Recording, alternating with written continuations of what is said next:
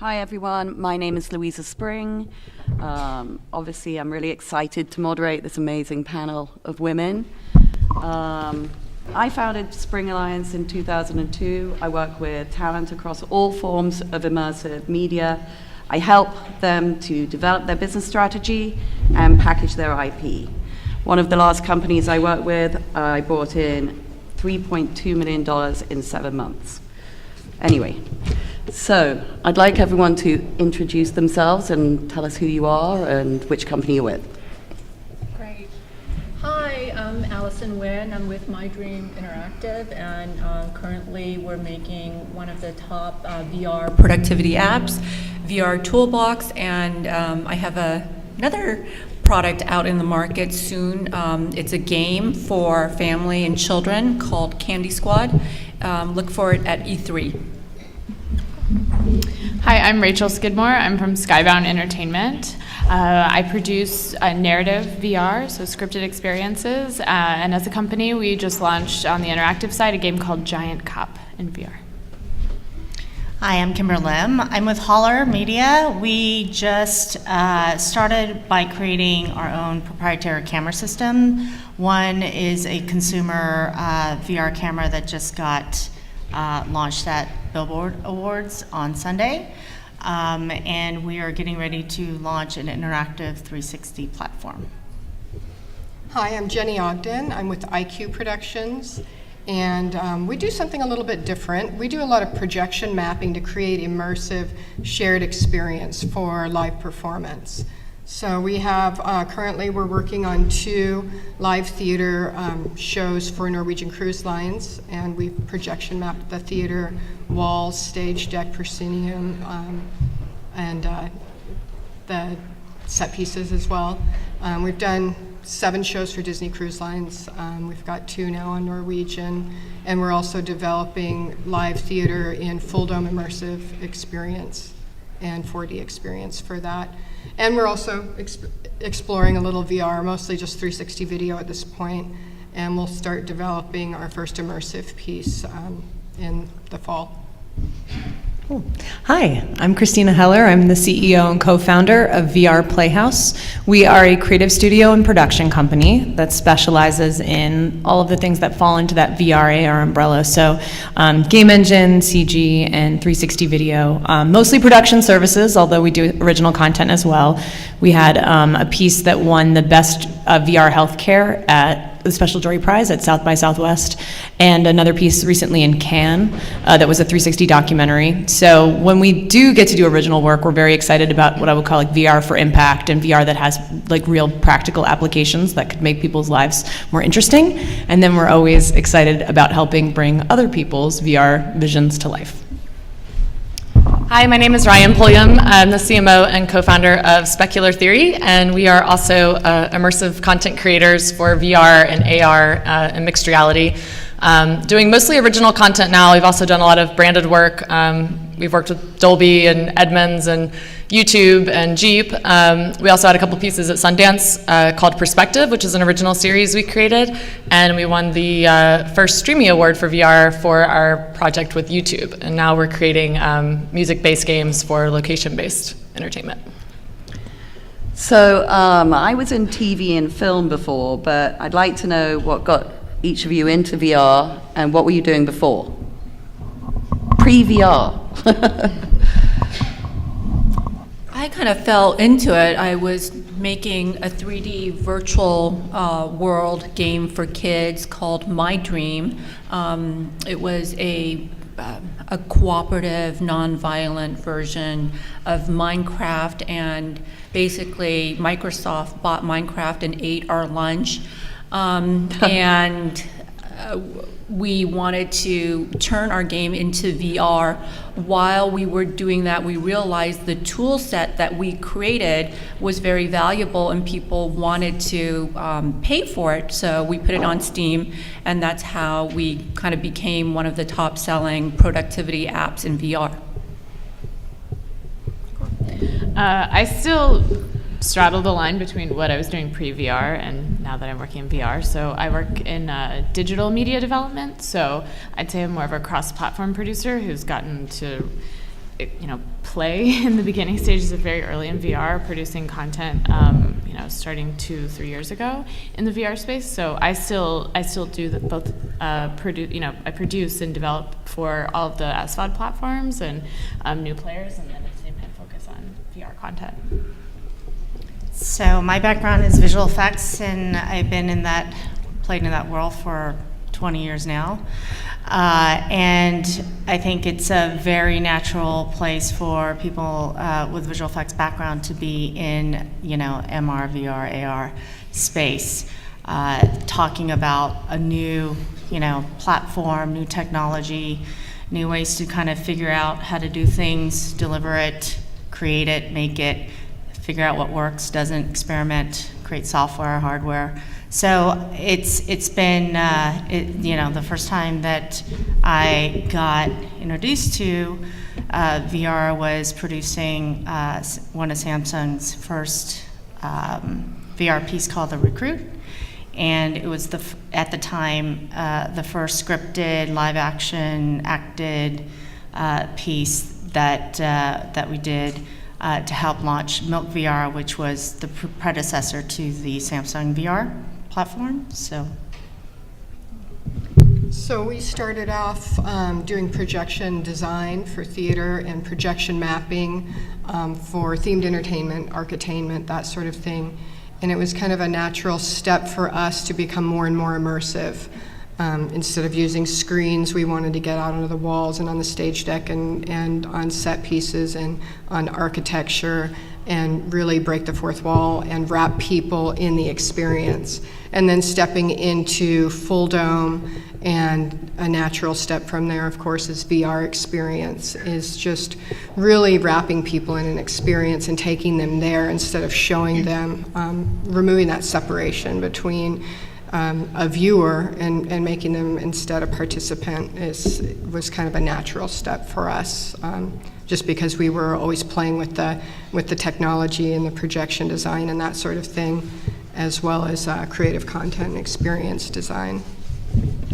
I was a documentary filmmaker and journalist that went from old media, started in radio, and I eventually got more interested in new media and distribution. So I worked at Current TV when that was still really active in 2008, and then moved to making feature documentaries and explored digital distribution for those documentaries, and was also definitely an entrepreneurial type. I didn't have I haven't worked a job for somebody else, I think, since 2007. So all of that kind of was coming together when we discovered the Oculus Rift, or I discovered the Oculus Rift for the first time, which was in January 2014. And it was, for me, just another exciting new way to use media to make an impact and distribute. And because it's distributed digitally, it was extremely exciting, because when you make something and it can be distributed digitally, it means it can be seen by people around the world, and really the sky's the limit as far as the impact it can have. And so I think as a medium, we're all trying to get to that point where we make that VR piece that has that kind of viral effect, but it's certainly I think an exciting goal to work towards. Yeah, I think similar to that, I had a background in marketing and advertising. I did a lot of social influencer and experiential marketing, and actually met my now business partner, Morris May, through kiteboarding, and his whole background was in Hollywood visual effects, did that for about 25, 30 years. So he first got the DK1 when it first shipped, and I've been reading about it. I love emerging technology and media, similar to Christina, and so he just told me he had it. We tried the Rift Coaster, and I was just so blown away, and I could immediately, see the applications for brands, but I could realize it was much bigger than that. And he told me he could create it, and I said I would do everything else, and quit my job, and Specular Theory was born. So the recent sexual harassment lawsuits are pretty much the elephant in the room. As a young lawyer in England, I was sexually harassed actually by my senior partner, who had the power to approve whether I made it to the bar or not. I forgot actually how much I cried every night over that, and it eventually drove me from the profession. I just want to note that I've been a victim of harassment myself, but I want to put it out into this room that my door is always open to anyone. It's illegal and it should be stopped. And I just want to see if there are any positive ideas that you have in a way that can help other women in this new world. Any one of you can answer. Well, I think that, it was interesting. So that obviously when that happened, it sent shockwaves through our close-knit community. And I think probably sent a shiver down the spine of a number of companies that may have had more loose policies regarding the way that they speak at work and around women. And I think I noticed that just by like the merit of it coming out, I've been having a lot more conversations with people in the VR community about appropriate behavior and how to talk with employees. And, I've even pulled a couple of my employees aside who I have both personal and professional relationships with them, was like, I hadn't really thought about this before, but if anything I've ever said at work, you don't feel comfortable about in a work environment, please tell me, because I think that it sometimes can be difficult. So I guess also, like, now I'm starting to also be more aware of, like, if you see something, say something. There was definitely this, I think there's a tendency for a lot of people and also women to not want to come off as not cool or not want to come off as just like paranoid, especially because sometimes when people may be a little inappropriate with you, it's people you also have a friendly relationship with, because it's inside that friendly, maybe half professional, half personal sort of relationship that the line can get crossed. And so it's weird when you're friendly with somebody and then occasionally they might do something that you're like, ooh, and that makes me feel a little weird.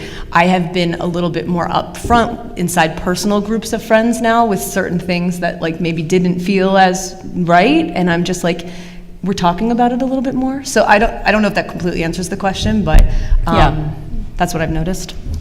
I think for me, I own the company, the IQ, and I have a lot of men that work for me that are a little old school, and I also have a lot of young women that are starting to come on board, and I've just told the guys repeatedly that they can't be inappropriate in the office, and I call them out. But I've also seen one young woman that works in my office, and it wasn't somebody that was part of my company, but a company that we were working alongside because we travel a lot, obviously, since we put shows up in cruise lines and that sort of thing, who was feeling really uncomfortable with other workers around us and didn't know what to do. And I realized that when she felt uncomfortable, she laughed, which is really common. Yeah. And she wasn't protecting herself. And we were on a ship that was being built, so it was basically a big construction site. And I was really bothered by that. And I told her, I said, if you ever feel uncomfortable from anybody around you, come to us. Don't laugh. Don't put up with it. Don't put up with it because you don't want to cause a stink. And and she's 22. She graduated 2 years ago and started working with us from being an intern, and I hired her full time. And and I'm taking her all over the world, and I it makes me really nervous that she is getting put in situations like that, and I feel like I need to protect her, and it's a big problem, I think, as women, that we don't feel comfortable saying that's not okay. Mm-hmm. Okay, so moving on to lighter subjects. What ideas do you have to encourage more women to start experimenting in VR? So each of you have different areas of expertise, and I'd love to hear how you think you can get more girls to code, girls in tech, that kind of thing. I have two teenage girls, and I do encourage them to code. Some great websites are codehs.com, Code Academy. Also, enrolling them in coding summer camps are good. I do think it's really important to teach them at a young age. I actually design a coding curriculum for first graders. It's like learning a new language or learning how to ski. The older you are, it is harder because it's a different way of thinking. It's not just the mechanics of coding. It's it's abstraction, and it's a very difficult concept to get your head wrapped around, male or female. Probably more so for females because we're very practical and concrete, where abstraction requires a lot of time, kind of, you know, the same type of thinking that gets boys onto spending hours and hours building Thomas train tracks. So that's just how most boys are, and most girls would prefer to play on the playground or color for a few hours. So it is important to recognize that we have these differences and to start teaching this new language of abstraction. And I mean, I wouldn't even call it programming, because programming is like, oh, well, we're just teaching someone to type. No, it's not teaching someone how to type. It's teaching someone problem solving. It's quantum physics is what computer science is. You have to look at the tree, the big picture. You have to go up and down the tree. The earlier you teach this language, how do they, you know, ski? How do they maneuver in this new environment? The stronger they will be as computer scientists, as computer designers.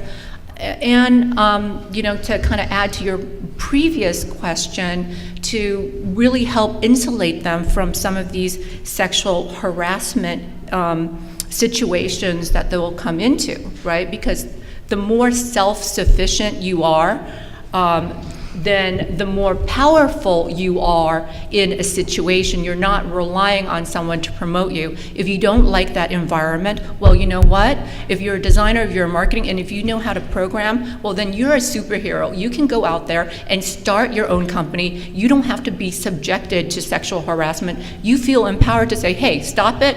This is not appropriate. I'm leaving this room, and I'm going to go start my own company, which, you know, there are people like me who do that, where I do the marketing, I do the biz dev, I do the design, and I also do the software architecture. And it makes you stronger and more powerful if you can teach girls, whether it's your own children, nieces, neighbors, volunteer at a local junior high. I think that's one of the most important things that we can do to really empower young girls, is to teach them how to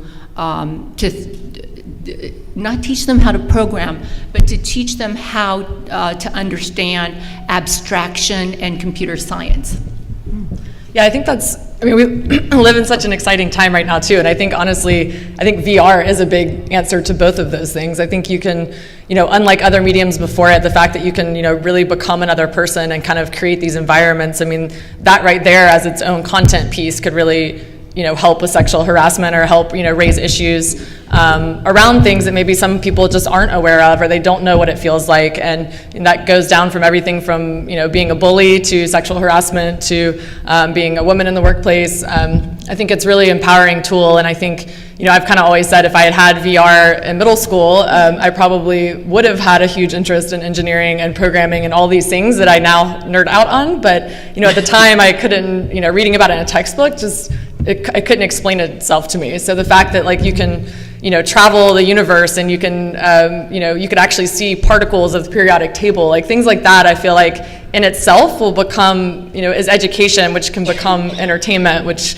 could actually affect the career choice and really inspire, I think, a lot of women and anyone to get into the space, which is really exciting. I'm also going to backtrack just to kind of reiterate, because I've now been doing this a really long time and in a place where, I used to be the only girl, woman in a room of men, all through my early career doing interactive, also gaming, before even going into visual effects.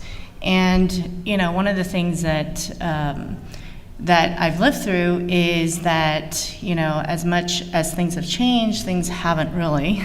It's just gotten suppressed. And a lot of that still exists. I lived in an environment where, guys could do and say whatever they wanted to in the workplace. And although, a lot of that has improved, I think the thing that also has improved is that women have now started to band together and talk about it more and be able to have more confidence in their own ability to do things, and that really helps to kind of separate what is tolerable and not, and for us to be able to speak for ourselves. And one of the things that I always try to encourage, that I also try to practice myself, is to hire more women, because that's the only way that a lot of that is going to improve. And if you can't hire them, refer them, because that also helps a lot in that workplace. And if you can't do that, then definitely mentor and teach, especially young women, because it is really important to do that. I have three daughters myself, and so that is a very important place for me to be, to do that. And as we start to gain in our own confidence and be able to start our own businesses, the thing that is also encouraging is that there are more places now to go to help get funding for your ideas and your projects and your businesses. And I am involved in a couple of different organizations that help to do that.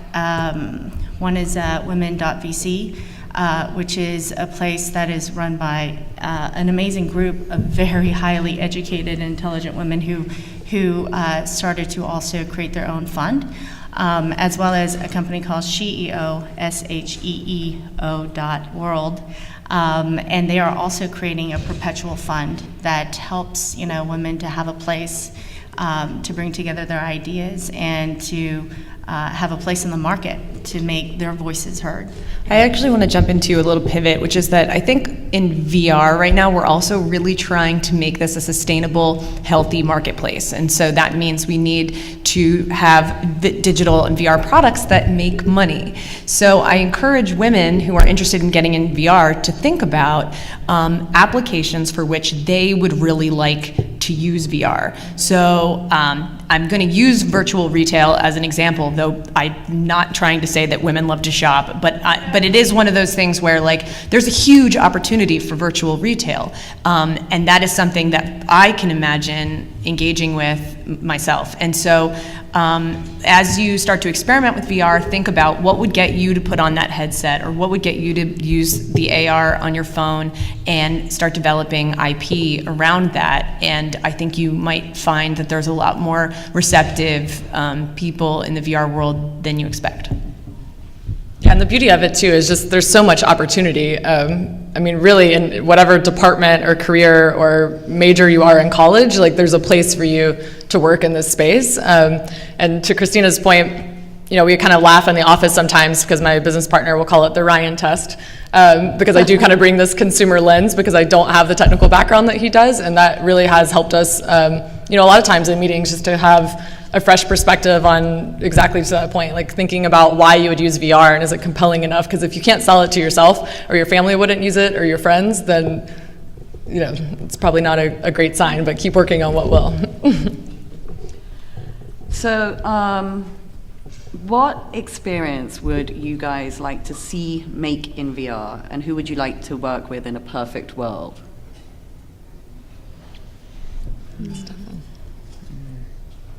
So many. Anyone? I'm really, we're doing a music-based, location game right now, so we're looking to partner with some really big artists. I think there's a huge collaboration there that could be super exciting. We have, we're also really passionate about some charity pieces that we have. I still think that while there has been a lot of VR content around it, I still think there's a huge kind of missed opportunity in certain ways to really use it and have 360 degrees of engagement with the community, with the organization and the piece, and and the location and where you're showing it, and to raise money. I also think it'd be great just to travel through the human body and or watch a DJ performance on the moon. I like everything. I think I'd like to work with Julie Taymor.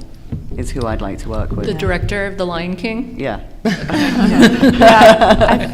think there's a lot of room to play Let's see. Like I think theater translates incredibly well, and so that extends into performance art. And so, I think about people like Solange. I think about Miranda July. And local writers. There's this woman Megan Brown who's been doing some incredible work locally, and to really challenge them to watch more VR and really understand all of the capabilities, and then the capabilities that we're still uncovering, and see what they can do with it. Because I think that sounds amazing to get in their minds.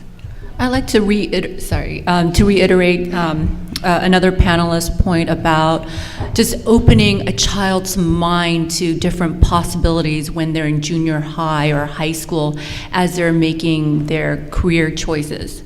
And I think VR could be really an amazing tool for education. Instead of just reading a book or going through a textbook, you're taking a journey to Mars, say, with Elon Musk through, SpaceX.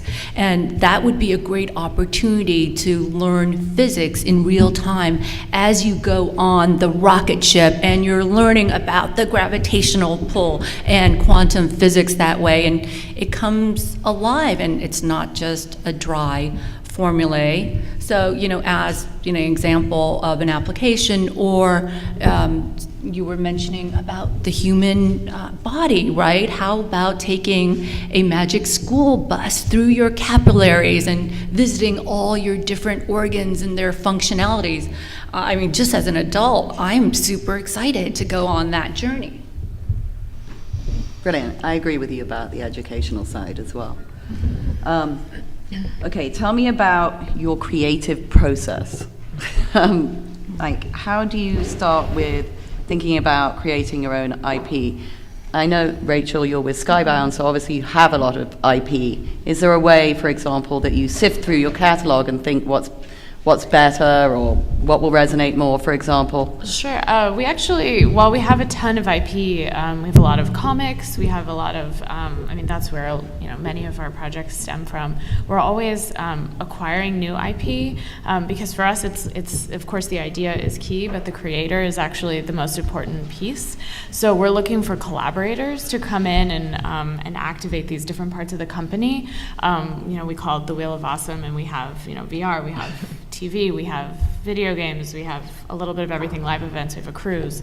But it's more about, is this creator, along with their idea, can they dream in this within this new medium? And so, our project right now, the project we have in post-production is Delusion Lies Within, and that's going back to taking a live theater, immersive theater experience and bringing that to life in VR. And so it still has a creative process, and it becomes its own iteration, its own sort of derivative. It's different than the play. So we work with creators to kind of educate them on these processes and capabilities and guide them in that development process. How do we expand upon a script? How do we teach them the types of actors to look for, and bring in a really great DP who specializes in VR to kind of take them back to film school a little bit.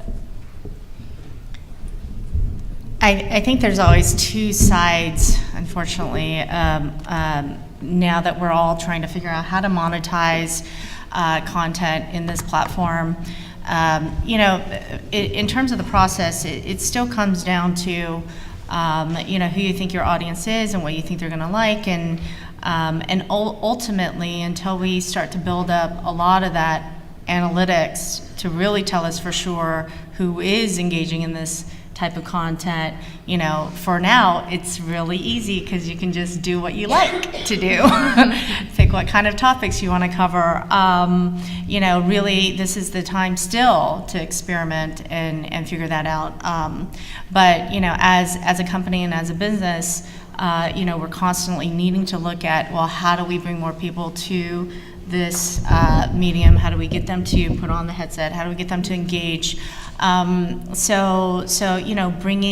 Bringing in, it's going to be very important for us to bring in those influencers, those brands, create content around things that, that can be marketed, that makes sense, that there is a place for that. Having said that, there's so many different places, including education and including, the entertainment sector, as well as health and science, and even just healthcare and training doctors, in third world countries, to this platform, which is so amazing, and we see that potential being there, and that's what exciting. So we're still struggling. I'm still looking to figure that out, but that currently is the process for me. Christina, I know that you've got a new project out there. Is that correct? We do have a number of, we always have like 5 things in the works and getting out there. I wanted to quickly talk about the thing I would want to make, because I had all this time to think about it now and I didn't get a chance to Okay. I think the dream, if we really had the dream, is that we would want to make the virtual metaverse as dynamic and exciting as the real world, but then with the magical elements you can only get in VR. So if there was somebody with really deep pockets, really that's the dream collaborator, someone that has deep pockets and a vision to turn something that blends like virtual real estate, virtual retail into an immersive social experience where you are now like engaging with actual people in a virtual world in a magnificently well-designed architectural virtual masterpiece, and could engage with 3-dimensional objects that you could actually like look at and see the specs of and explore and play with, and then if you liked it you could actually buy it. That would be a really cool project to work on. And then the creative process for me, I can only speak for me personally, because I think everyone at VR Playhouse probably has a little bit of a different approach to how they do their creative. But for me, it starts off with like, okay, what is the goal of this VR piece, and what are we trying to accomplish? And then I think about me, and I think about maybe 5 or 6 other people in my life, and I think about them doing this thing and what would get them to engage with it in that way. And then I immediately go to the feeling part of it, because if somebody puts themselves in a VR headset and they start feeling the way we want them to feel, then that's going to be the thing that connects them to it, makes it a good VR experience, and is successful.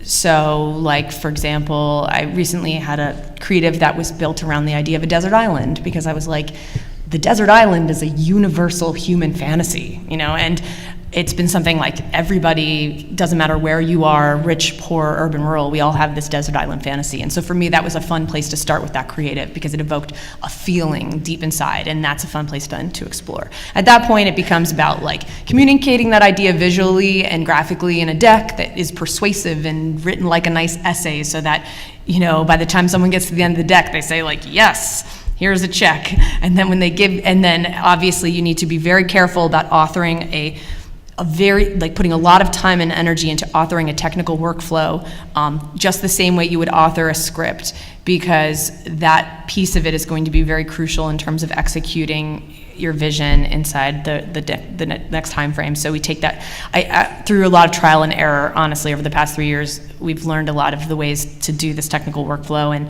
and now I take that part very, very seriously when I'm conceiving the execution of the project.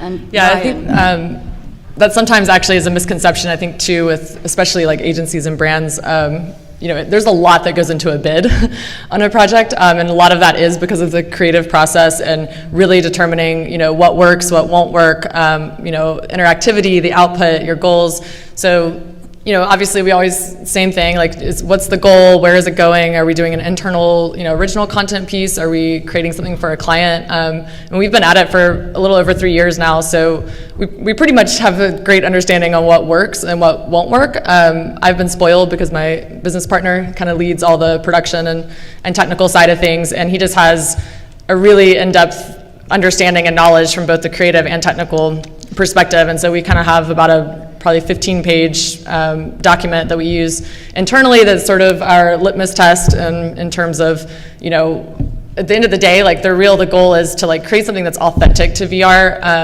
and I mean that in the sense that, there should be a reason you're putting on the headset and that you're in the experience. And if you're just sort of copying or mirroring, the same content from another screen, whether it's a commercial or TV or film, and just optimizing it for a VR headset, the chances are you could just watch it on the other screen, and that's what you would prefer to do. So like really thinking through, like, why am I in this experience? Why do I have this perspective? What is the object, whether it's passive or an interactive experience? But that's our most important thing.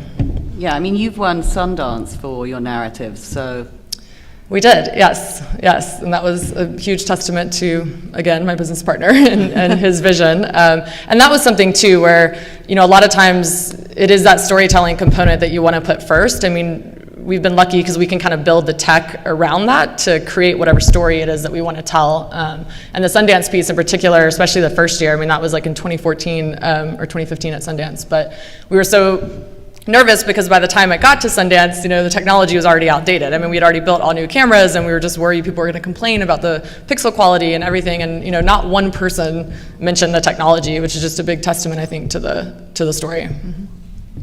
I think that when we're developing new content, our own, a lot of it's the why, because I know that the shows that I'm personally developing also have a reason for being, whether it's cultural storytelling, which I think is really important, or whether it's got some sort of a social call to action attached to the storytelling.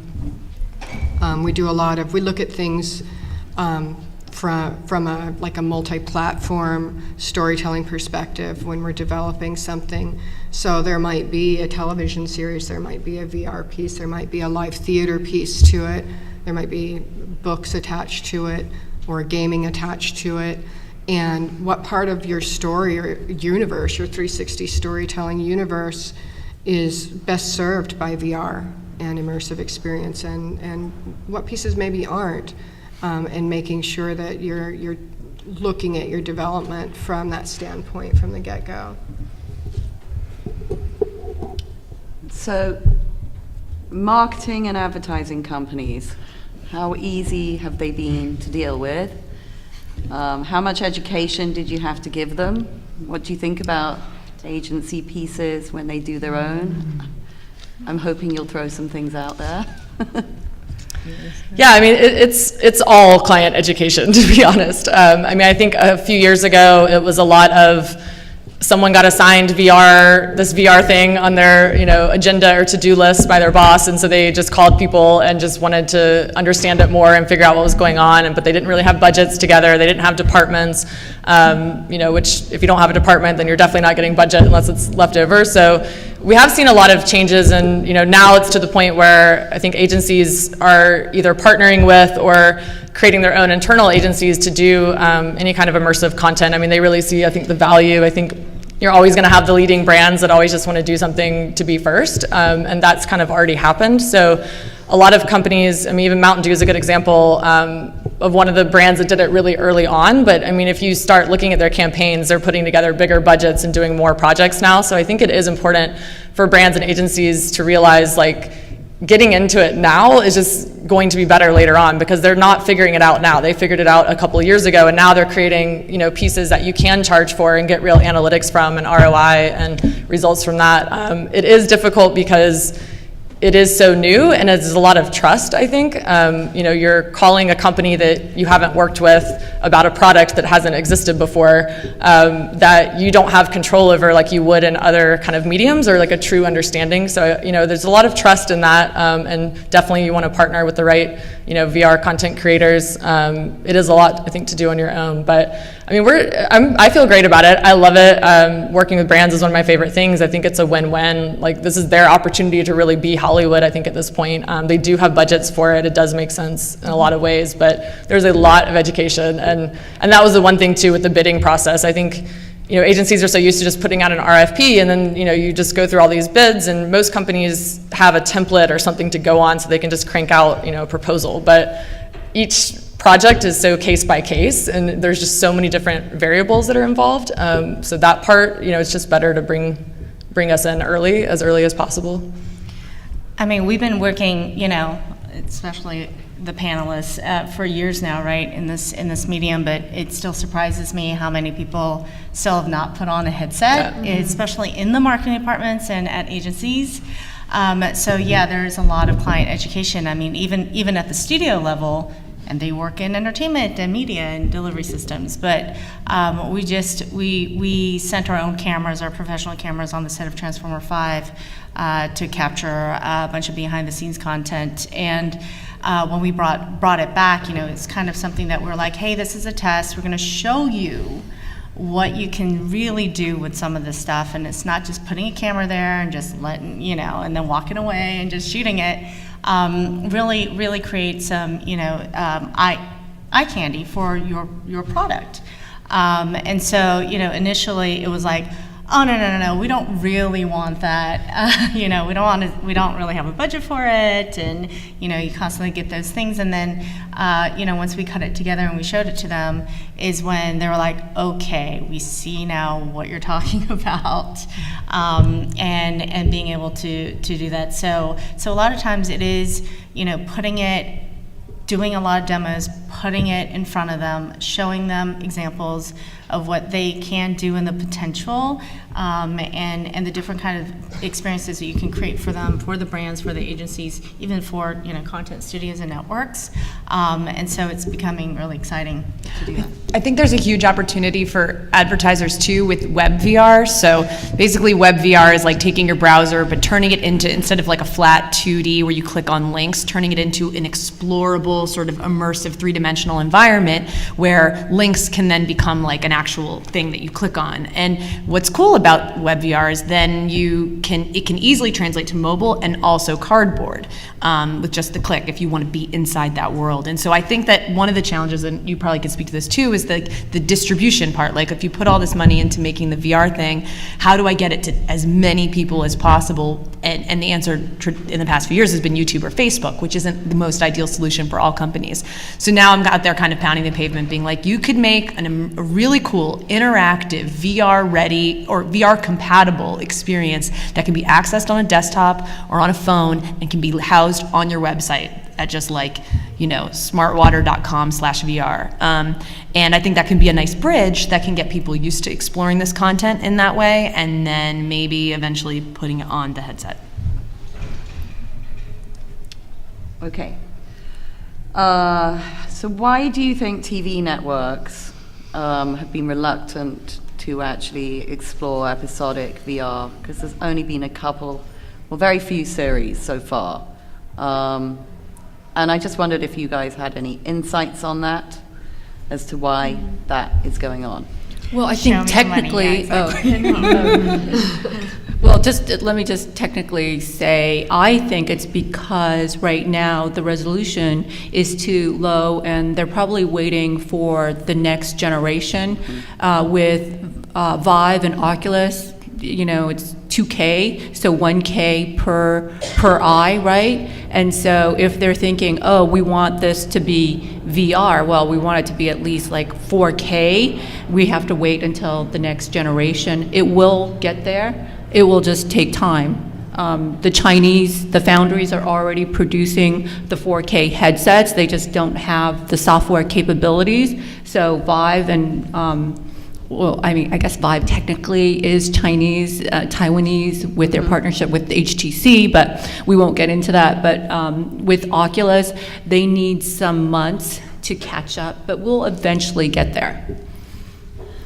I would say I believe that it has less to do with the quality, although I'm sure they want it to be if they're going to spend a lot of money on it, then of course they want it to be like the absolute best quality possible and look the sharpest. But I think because there's always, this industry is so young and what we're doing is changing all the time. We're talking about making things and then hoping that whenever they come out, people can still watch them and experience it the way that we had hoped, knowing that like, oh gosh, it's not really it's not cutting edge anymore. I don't think there's the workflow or infrastructure that exists 100% of the time. It's not foolproof right now. It's not the way that they can plug into making television on the lot and just go in 9 to 5 every day and have this cushy TV job, and they know exactly the output and how it's going to turn out and how people will receive it. I mean, it's think about the fact that Netflix still doesn't share all of their data with us. Like, this is even even less transparent. We still don't know. I mean, if we're putting our own stuff out, sure, we can see data and analytics, but I also had a show with Samsung whenever the Milk VR headset or platform came out. It's called Gone, and I still would love to know how many people watched Gone. I think that there was also this perception that you couldn't watch any kind of long-form VR piece, and everybody was trying to do these little snack-sized pieces. So I guess for digital, you can do short-form series, but I don't think the networks were on board yet, and maybe they'll get there soon. But with the idea that somebody wants to live in a headset for a half-hour episode, or even a 15-minute episode. Obviously, gamers, they're sitting in these headsets for extended periods of time, so I think that it'll come around. But probably not enough headsets to really right now warrant the investment too. I mean, that's we as we all know, we're in a bit of a chicken and an egg situation in VR right now, and that's why personally, like in the last 6 months, I've made just like evangelism of VR and an encouragement to like whatever I think can boost the marketplace of VR has become kind of my personal goal, because I'm like seeing that like we all want to make art, but people love art, but there has to be more people with headsets engaging with that art, because I think the numbers are still pretty low. I don't know. Yeah, I mean, I think from the TV networks and studios, I mean, the reality too is it's just still really hard to create content, much less really great content. And what we've found too is I think a lot of times, they're used to a certain formula and they don't have that formula. And the reality is like the top directors in Hollywood and TV studios aren't necessarily going to be good at VR. And there's a whole kind of misconception, I think, around that. I think it's also hard for outsiders to really even know how to identify really talented people in VR, to be honest. I think there's an issue with, it's hard to recognize talent when you don't know enough about the space to really understand what that is. I mean, as for Speculative Theory, like we've actually had pretty good success with episodic stuff in the sense of Perspective, which we only will release once, but I guess once each year. But we still daily get emails from people and college students on LinkedIn that everybody wants to see the content and they're asking when our next piece is. We did a project with YouTube, which is probably the more successful example of, that project was working with a creator named Matt Pat, who has a show called Game Lab, which is sort of like Mythbusters. It's like taking video game scenarios and then applying it to see how it would map out in the real world. And so he had a 2D show on YouTube. They wanted to create 8 360 standalone episodes to go along in that series. So we released them once each week for 8 weeks. And that got, it was like over 8 million views. They got tons of engagement and traction. And that was a pretty ambitious project for VR especially, but I think it was a good example of we didn't just put each episode in VR. It was like we really created standalone stories that worked for the platform and the space to make it unique so that it actually had a reason for going to see it in VR. So I think it will definitely happen. I think creatively and technically people have to come up with the right concepts to make it worth coming back to. So I'm going to have the audience ask some questions if they have any. We have 5 minutes, I think. Yep. Hi, this question is for Jenny. In your working with the live theater and projection, do you work a lot with production designers or set designers to impact what they're designing on sets as projections? Or we are the projection designers. So we design all the content for projection, but we work really closely with set design, with lighting design, and with obviously the directors to make sure that we're not. We don't want to put actors in front of video. We want to put video as kind of part of the choreography. It's part of the storytelling. It's part of part of the experience itself. So we definitely have to work very closely with the entire theater team to make that happen. Do you see this as a new trend towards entertainment? Yes, definitely. And then what we're developing is just more and more immersive with live performance. taking traditional theaters and projection mapping them to create an immersive environment, and then also moving into a full dome theater environment with live entertainment is also something that we've been doing a lot of development with. And then also creating a 360 VR pieces for of the shows as well will be a big part of that.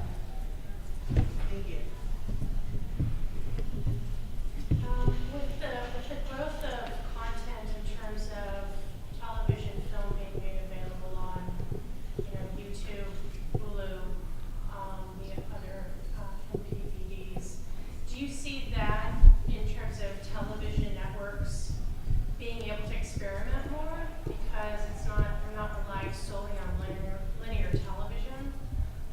They actually have these array of platforms now, even live television. Granted, I don't know they want to do as much live there unless you're doing festivals or something like that. But do you see that as actually opening up, more opportunities for content that's based on Almost all of those major companies have at least one person, if not a department, that's dedicated to VR initiatives. So it's like their level of enthusiasm probably varies, but everybody there is actively looking at it and starting to dip their toe and maybe starting to put together the funding slate to get some projects off the ground. And I think we can thank digital distribution for a lot of that, like you said.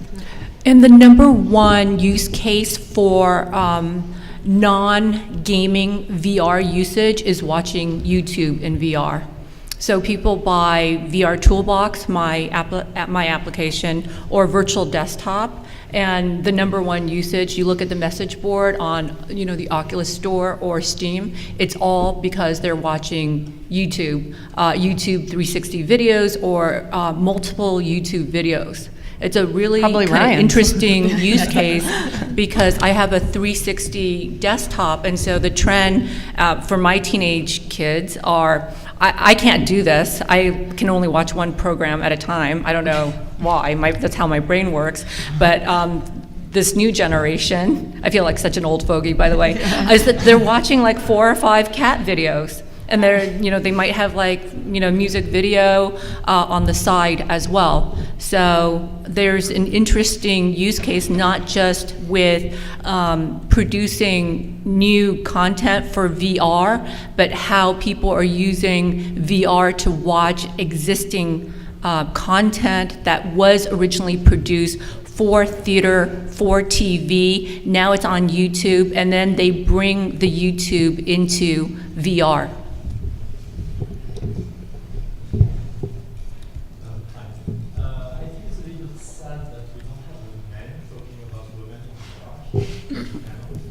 We have enough of them. Do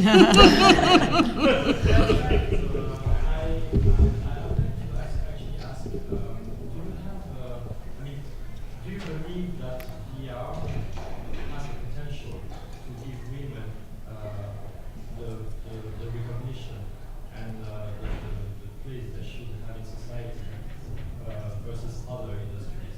And is that the reason why you're actually working in VR, because you see that potential, or is there something you can do to make VR become that tool or that platform? Well, I feel like what was cool about VR is, let's say it was like the modern version of it was born in around 2014, and then right off the bat there were like women organizing to kind of make sure that they had solidarity and a voice in the creation of the space.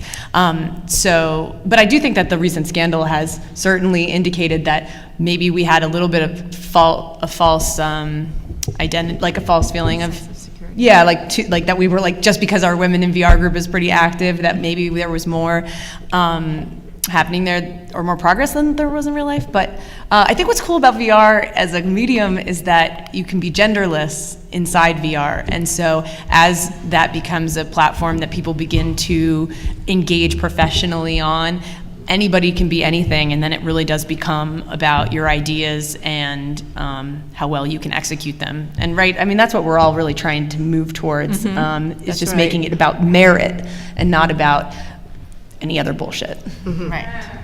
Right. I think that because VR started, recently, relatively, it's been around for a This really version long of it, time. yeah, This yeah. version of VR, and I think it kind of has leveled the playing field. So yes, to a certain extent, I think the entry point to be able to create content and have the ability to do it, regardless of gender, is possible. And even though you're starting to see some separation, with some of the conglomerates in the marketplace, I still think that there is a lot of innovation and ideas and further development in software and hardware as well, where there could be a lot of engagement from anyone, not just the people with all the money.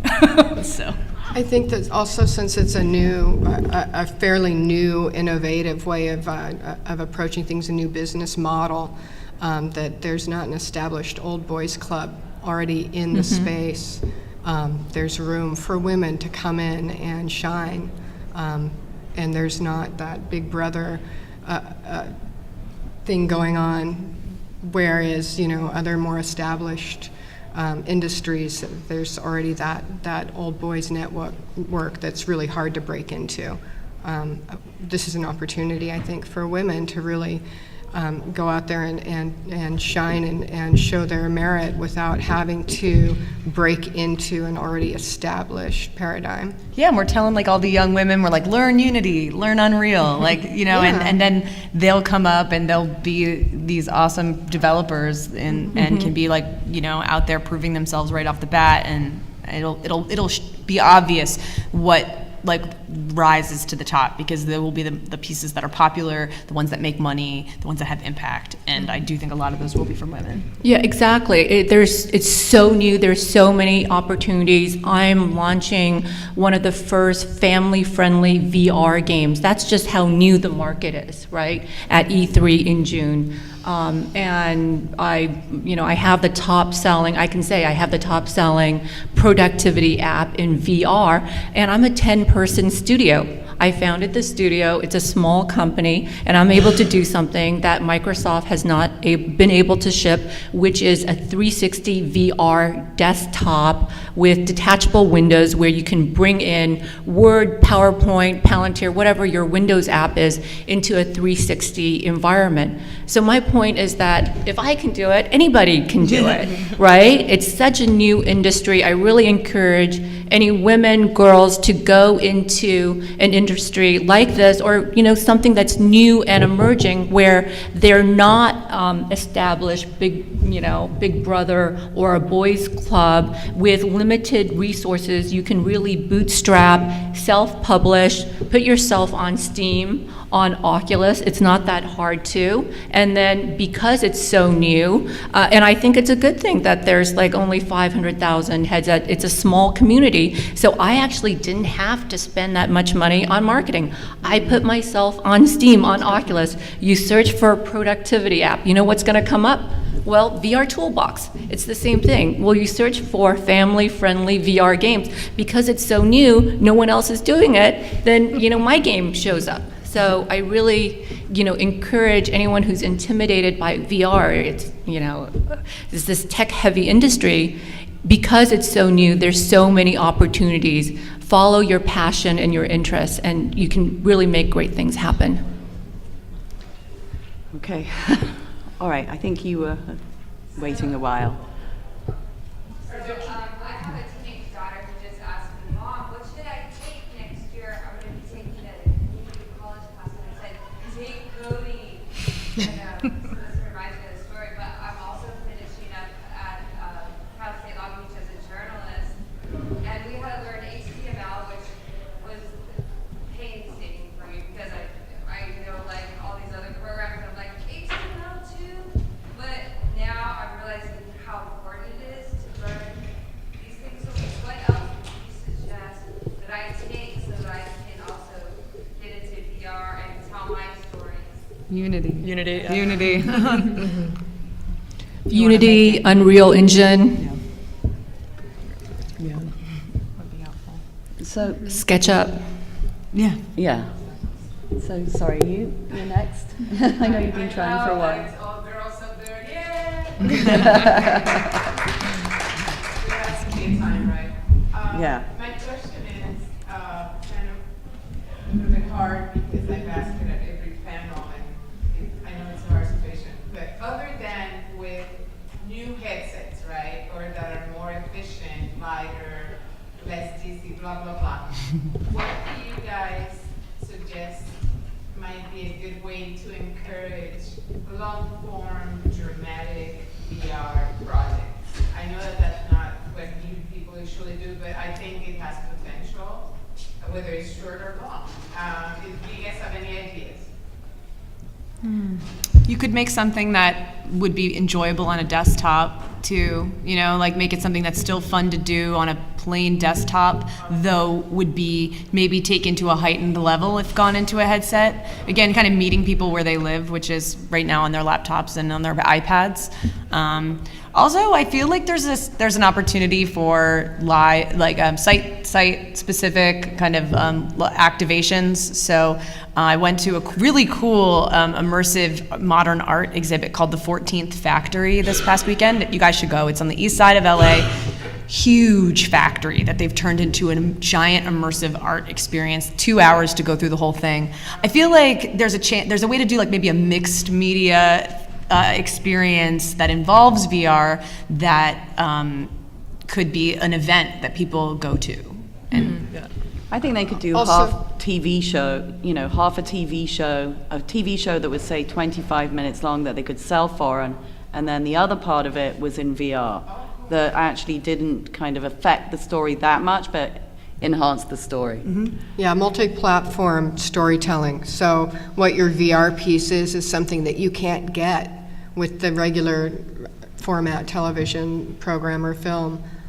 So once they're drawn in, your audience is drawn into your story, they want more, then they have to go into your VR set, your VR piece to complete the story or get that little bit more backstory or whatever piece of that story, that universe that you want to share with them. And you should also think about, interactive, like choose your own adventure, multi-branching type storytelling, because I think that could, play out in a longer form and be replayable, so that you can have different types of experiences, so just outside of what you would think a traditional long form film. Right, like so maybe you could do the experience in one way, it would be 5 minutes, but if you wanted to stay in it longer, you could go in for like a half an hour. Yeah, so think about like Sleep No More as an example, out of New York, how there's several cast of characters and you can follow each one and have a different storyline, but it's all part of the same experience, would be. Okay, I've got to wrap up. I'm really sorry, but you can come and ask us afterwards. But thank you, everyone, for attending. Thanks, Louisa.